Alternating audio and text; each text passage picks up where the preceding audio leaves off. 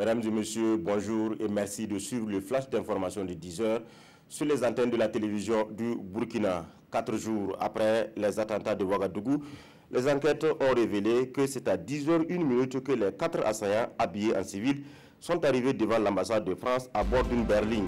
Ils ont immédiatement ouvert le feu, tuant 2 soldats. Au niveau de l'état-major général des armées, l'enquête a révélé qu'un scénario similaire, mais qui s'est produit 7 minutes après le précédent.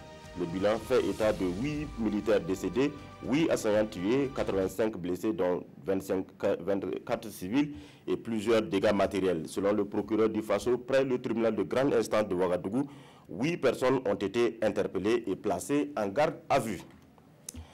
Pendant que l'enquête suit son cours, les hommages se poursuivent sur les lieux du drame du vendredi dernier à Ouagadougou.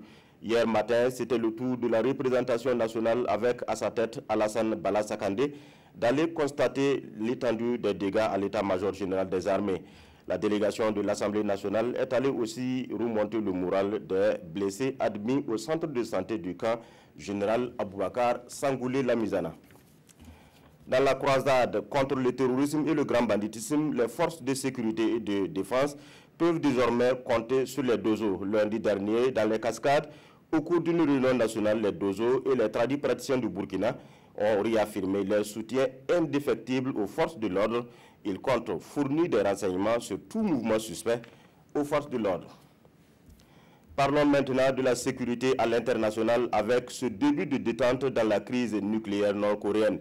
Au cours d'une conférence de presse animée hier, le président américain Donald Trump affirme que la déclaration venue du Sud et du Nord sont très positives. Donald Trump apprécie positivement la tenue prochaine du sommet intercoréen en fin avril dans la zone démilitarisée. Il a alors salué les signes d'ouverture du régime de Kim Jong-un qui se dit prêt à aborder la question du nucléaire si la sécurité de son régime est garantie. Voilà, c'est tout pour ce flash. Merci de nous avoir suivis. L'information revient à 13 h avec Godefroy Bazier.